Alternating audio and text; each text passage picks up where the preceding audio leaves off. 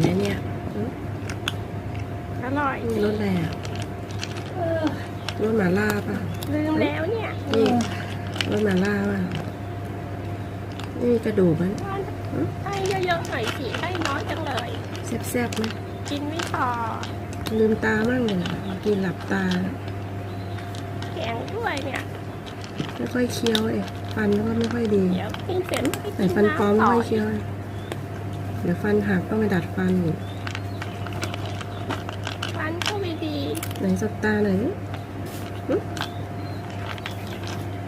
เงียบเงียบเงียบเงียบ